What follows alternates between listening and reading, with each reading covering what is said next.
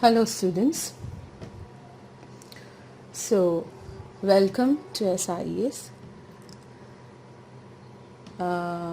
So in semester 1 you have a programming language subject. The name is imperative programming, and in that you will be studying C language. Now, instead of this question why C language, I would like to generally talk on why you need a language other than the languages that you have come across, the speaking languages. This language is to speak with the computer.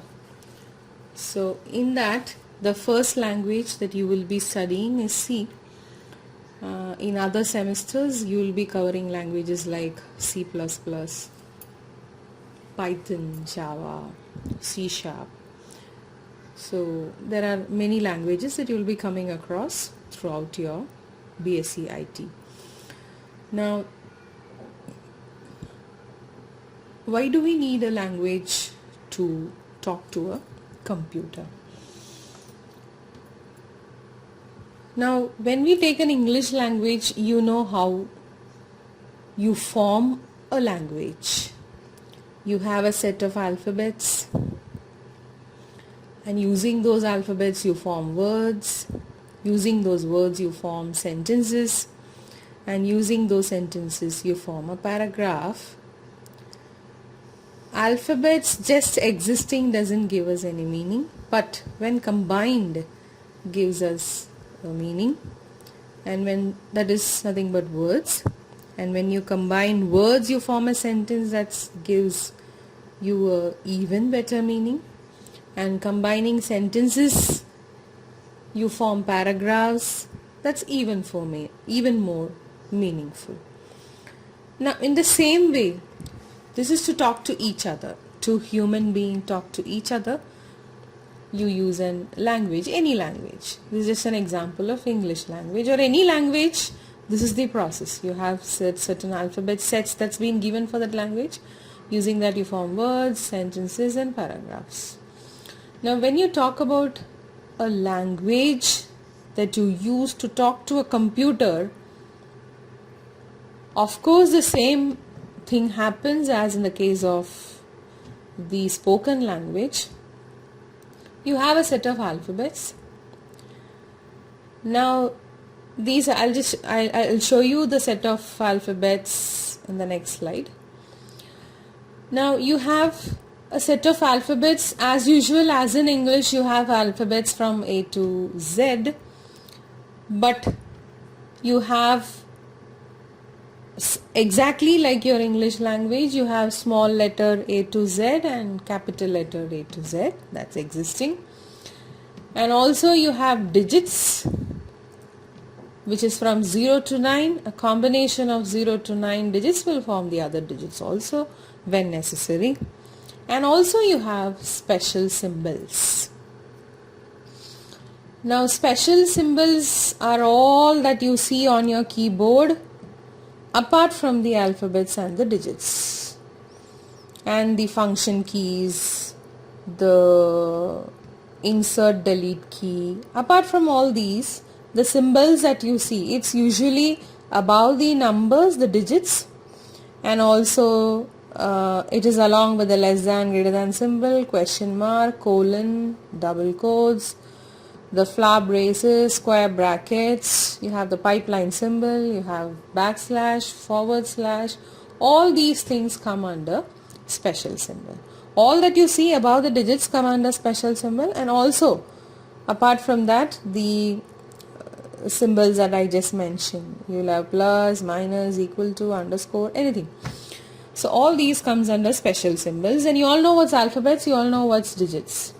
Now using this basic things, you form something called constants, variables and keywords. Constants is different, variables is different, keywords is different. We will be studying in detail what are these three and why we need these three. So this is exactly same as your words in English language. But in C language you term, or not only in C language, any language that you are going to study under programming, you will be using the terms constants, variables and keywords. Now using these three, you will form something called instructions. Now these instructions are understandable by the computer. Same as your sentences in English. Here you don't use the word sentence, you call them as instruction. And when these instructions are put together, you form a program. And this program, when you run, some operation is executed. Or when you execute this program, some operation is carried out. So it is nothing but or some task is being carried out. So collection of instructions in a proper logical order. Logical order. Collection of instructions in a logical order will form a program. And when you execute this program, you some task. Now why did you write this program? To perform an operation, to perform a task. So that task will be executed or performed and you will get to see the result. So here you call it as output. You get to see the result or the output. Both are the same. Okay. So this is how you form a C program. So it is exactly like, you can compare it with it is analogical to the English language that is being formed. So let us see each one in detail now. Okay. So these are the alphabets that I have been mentioning. So you have capital letters A to Z, small letters A to Z, and digits 0 to 9, and you see the special symbols. So this is what I was mentioning about. Next we'll see. So you remember I said you have constants, you have variables, you have keywords. So let us see what is meant by instead of the words in English language, in C language you call it as constants, variables and keywords. All the three are different. So let us see what is meant by constants, what is meant by variables and what is meant by keywords. Now C constants basically are of two types. They are called primary constants and secondary constants. And the primary constants are as seen. They are called integer constant, real constant, character constant. And in secondary constants you have this as seen. Array, pointer, structure, union, enum. We'll be seeing all these in detail. Okay. Now let us see what is meant by constants. So as the literal meaning of the word constant is something that doesn't change. So in constants again you have different types. That is, we saw it as integer constant, real constant and character constant. Now let us see each one in detail. What is meant by integer constant? An integer constant must have at least one digit. So it can be any number from 0 to 9. One digit. And there is no decimal point allowed. So in general, integer constants are numbers without a fractional part. You don't have a decimal point and numbers after the decimal point. There is no fractional part. So it must not have a decimal point. That's the meaning of the second point. It must not have a decimal point. And as you know, numbers can be positive or negative. So that's the third point. And if there is no sign, suppose you are not writing any sign. Suppose you've just written a number, say 12. It means it's a positive number. That's very obvious. If you're putting a sign, no problem. You put a plus sign. It's not a mistake or an error. But if you're not putting a sign, it's obviously a positive number. And if you're using a minus symbol, then it's a negative number. and you cannot use any blank or a symbol comma in between the numbers. That is, you cannot write number 1 and then blank and then number 2. That is not allowed. Blank in the sense no number in between 1 and 2. It's just a space. There's a blank space and then the number 2. You say 1, a blank space and the number 2. That is not allowed. Or you say 1, 2. That is also not allowed. Either the numbers should be continuously written or you cannot include a comma or blank in between the numbers. The numbers have to be written continuously. So that is the meaning of the point E. Now what is the range allowable for integer constants is -32768. That means you cannot have a number -32767. That is not allowed. Okay. And you can only start from -32769. You cannot have a number -32769. That's how it goes. You can have 67. So -32768, the next number will be -32767, 766, like that it goes on till 0. Then 1, 2, 3, 4, like that it goes on till 32767. So this is the number you can represent for an integer constant. Suppose you want to represent a number 50,000. Then you have to go for some other settings have to be done. Okay. So that we'll see later. Okay. So usually the range that is available for integer constant is this is the range. Okay. Now how did you get this range? So anything in a computer is represented in the form of bits, that is zeros and ones. It's collection of zeros and ones. So that is why you get the number 2. 2 stands for 1 is 0, another one is 1. Okay, so you have two ways of represent or two literals that are being used to represent a number, that is 0 and 1. So now any integer constant, that is nothing but any number, any integer, any number, when you are using a number, you have a memory in the computer system. You have heard of RAM, random access memory. So in the memory, this number gets stored. Okay, so when you are storing this number in the memory, it will occupy a space in the memory, or it will occupy a location in the memory. So this location for an integer number is 2 bytes. Okay, so this location for an integer number is 2 bytes. So when you say 2 bytes, what does it mean? How many bits are there in 2 bytes? In 1 byte you have 8 bits. So in 1 byte if you have 8 bits, so in 2 bytes how many bits will be there? 16 bits will be there.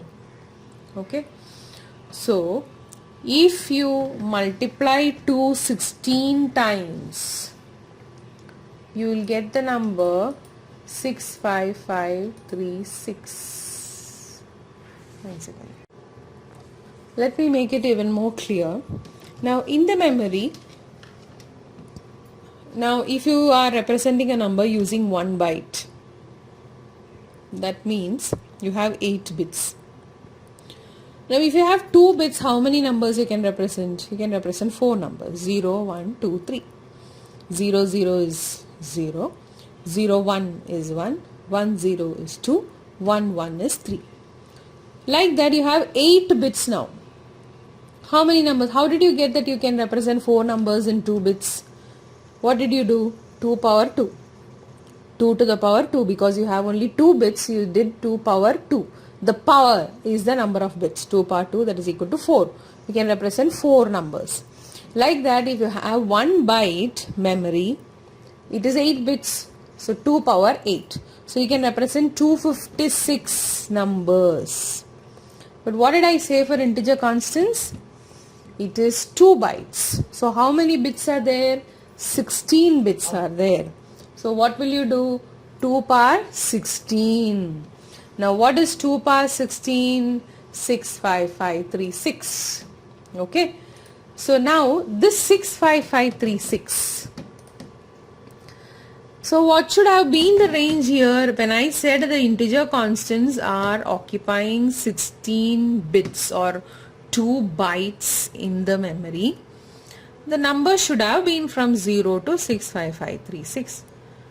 But what are you seeing here? Here you are seeing minus 32768 to 32767. So what's happening here? They are dividing 65536 by 2. Why? Because you have to represent negative numbers also. So when you have to represent negative numbers, it is exactly divided into 2.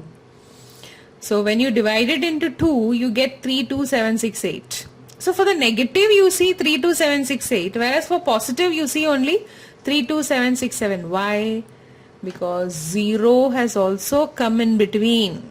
So when it starts from 0, you cannot represent 32768. The moment you try to use 32768, it will show you an error in C language. Okay. So hope you have followed this, why it is minus 32768 to 32767. So you see few examples here. So those are the examples that come under integer constants. Next we move on to the next type of constant, that is real constants. So here they are also called floating point numbers or floating point constants, and these constants come in 2 forms actually. One is called the fractional form, which we are all aware of, or we have used in mathematics. The other one is the exponential form. So this is actually generated by the system. Computer systems converts the number into an exponential form. We need not give as input the exponential form. The computer will convert it to the exponential form. That we'll see just a little later we'll see. So first we'll see what's meant by fractional form. That is the numbers that we have come across in mathematics. A number followed by a decimal point followed by another set of numbers. So a real constant also must have at least 1 digit, that is there. It must have a decimal point. So there should be a decimal point. Again, this could be either positive or negative. Default sign is positive. All this we saw in the integer constant rules also. Here also no comma or blank are allowed within a real constant. What's the only thing that's different? It must have a decimal point. So decimal point can be followed by a 0 if you're giving less importance to the numbers after the decimal point. It can be 0.0 also. Just if you add 0.0, the number is converted to a real constant. The integer constant is converted to a real constant just by adding 0.0.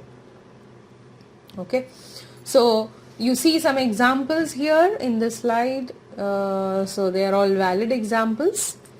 So you should take care of the rules that you must, the rules that forms a real constant. That's very important. So this is about the fractional form, which is the simplest form. Next we go for the exponential form.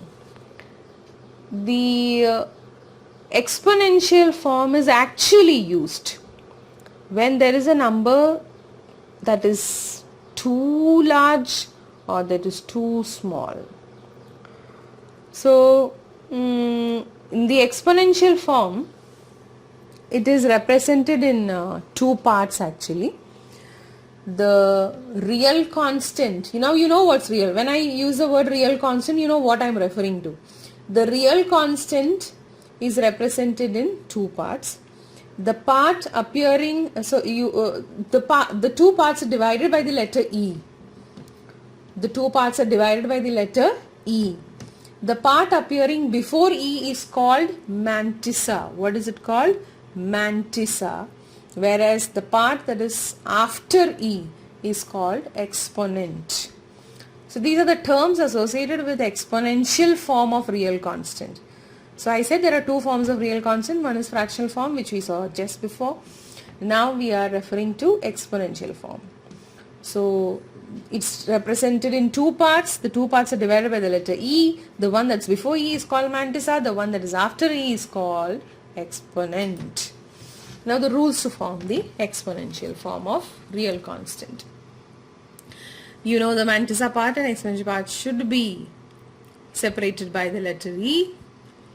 The mantissa part may have a positive or a negative sign. So whatever you are writing before E may or may not have a sign.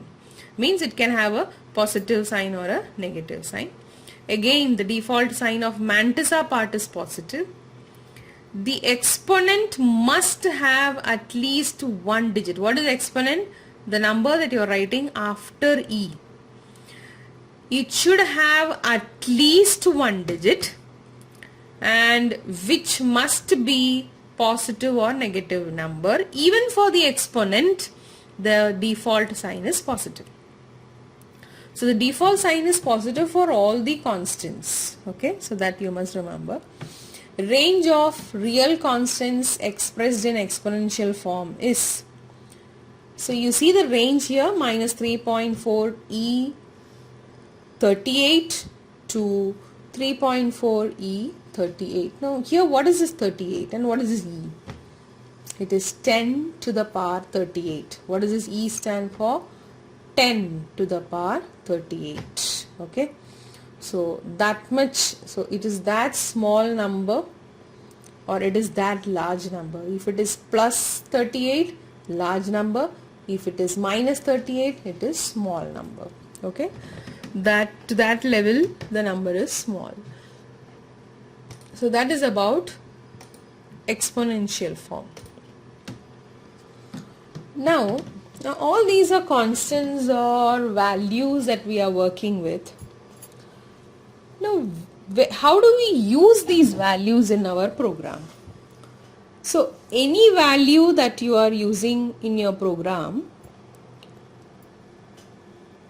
is used only after storing it in RAM at that moment of time. Whenever you are using a number, that number is stored in RAM for that moment and then it is used by us in our program, and after the use it is removed from RAM automatically. Okay, that's how it is done. Now when I say RAM, I am sure everybody is following what I mean. The memory that is there in your computer system, that's RAM. Now, so you see this slide, it says rules for constructing variable names. Now what is this variable name?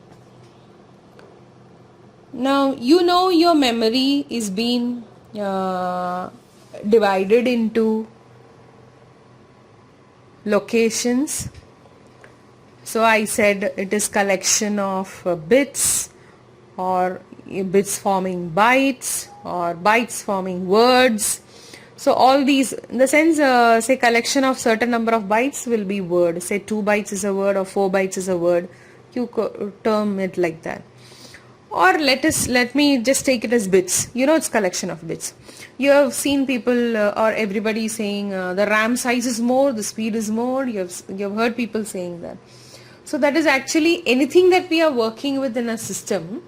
Though we are using a hard disk, suppose you are using typing something in Microsoft Word, the file that you are currently using is loaded from the secondary storage, that is your hard disk, into the primary storage, that is your RAM. After working, once you close the Word file, it is automatically stored in your hard disk. But when you are currently working, it cannot be seen by our naked eye. It happens at the back end where the current working data is stored in RAM. That is how it is done. Okay. So all this you will be studying in a subject called operating system. That is, you will know when it is loaded, how it is loaded, where it is stored, all that you will know. Now you don't bother about all that. In this subject, you only know that there is a memory which is called RAM, where the data is being stored and it is being used. Once the use is over, it is stored back to the hard disk. That much is done. So when you are storing it in the memory RAM,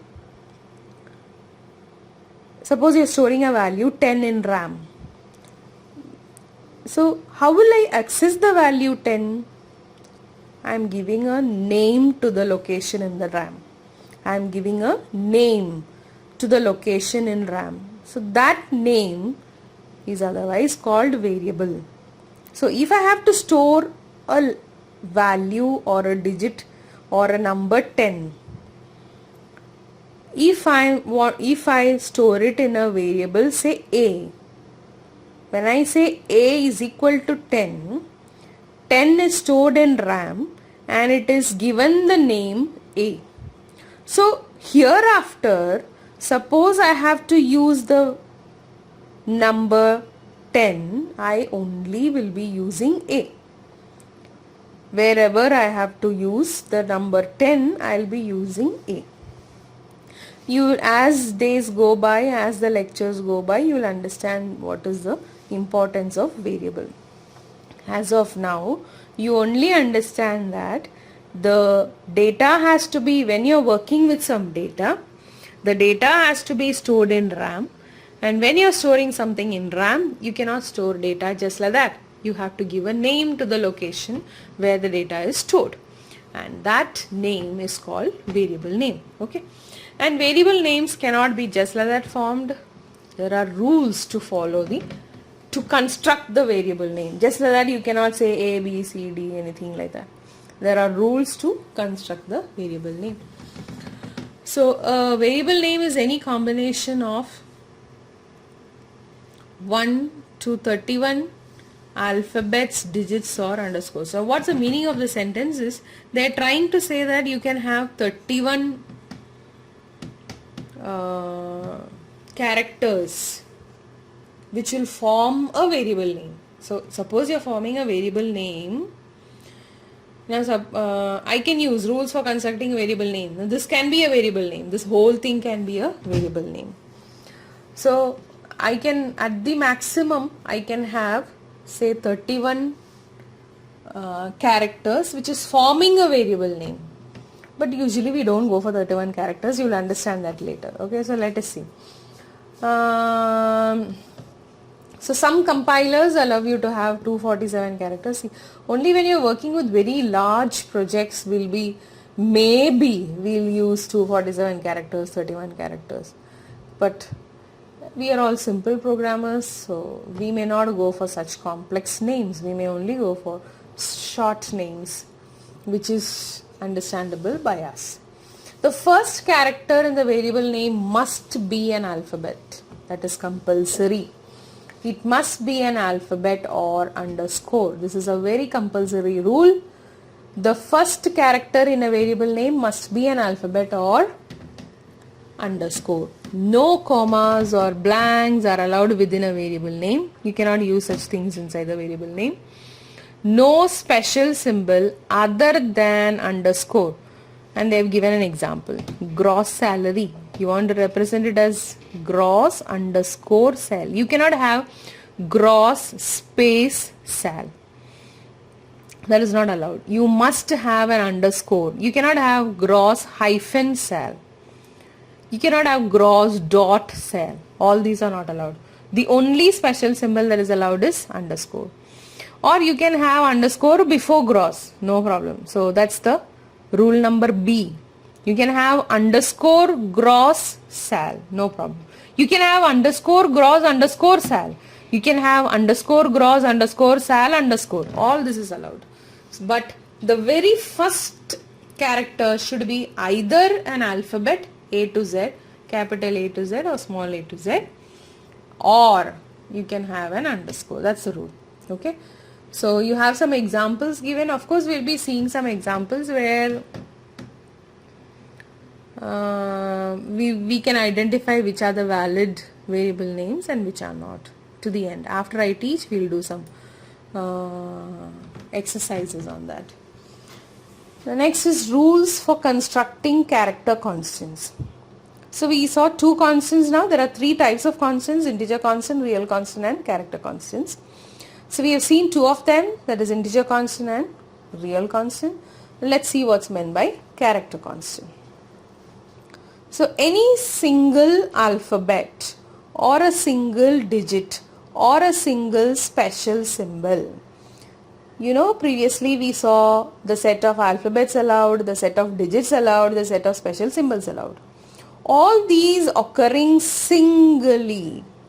That is, you see down, you have capital A in single quote, capital I in single quote, 5 in single quote, and you have equal to in single quote. So all these are either alphabets or digits or special symbol.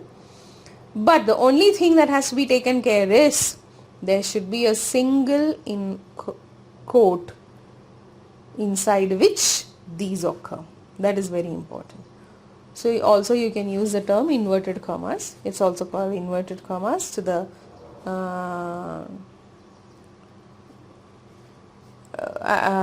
it should enclose the alphabet or the digit or the special symbol should be enclosed within inverted commas.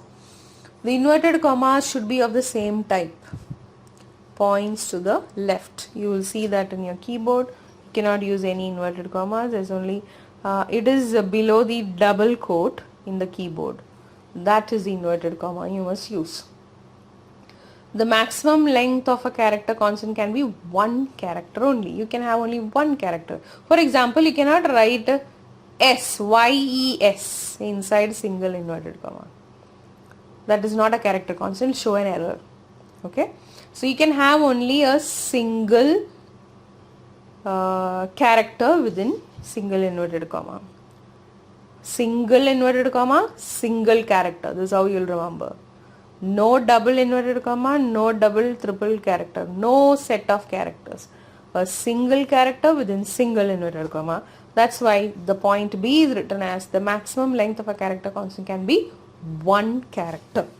So you see some valid examples there. Next, you come to the first slide that I discussed.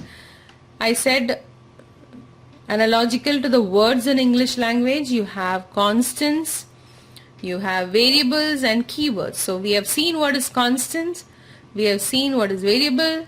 Now we'll see what is meant by keywords. Okay.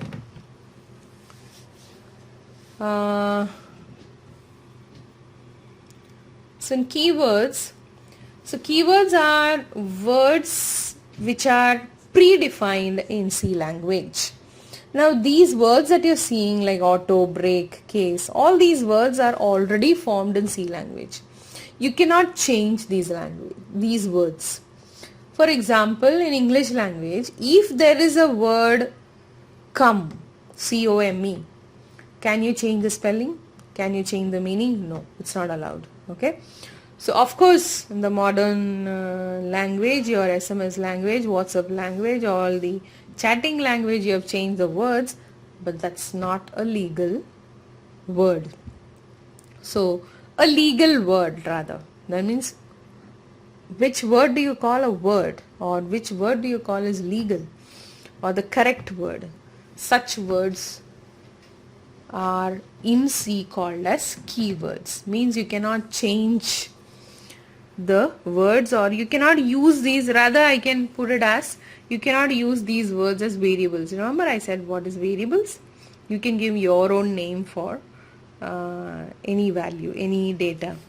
So that variable name is you give your own name for any gross salary we had discussed, or you want to say the house rent allowance, HRA, dearness allowance, DA, the basic pay, BP, basic salary, BS. So you can have anything as your variable name. That's formed by you. User defined words. User defined words are called variables. Whereas predefined words means it's already defined in C language. Such words are called keywords. And we cannot use keywords as variable name. Means I cannot use do. You see a do here in the first column. I cannot use do as variable name. It will show an error. So variable names are names formed by us, user defined, whereas keywords are predefined and it's already present in C language. We cannot make a change to that. Okay. One more thing that you must remember while forming the variable name is you can also have digits when you're forming a variable name. Now suppose you have to find, say, you have 5 sets of data and you want the sum of each set of data. So to store the sum you may use, say, sum1 for the first set of data. The variable name will be sum1 to find the sum of first set of data. The variable name will be sum2 to find the sum of the second set of data.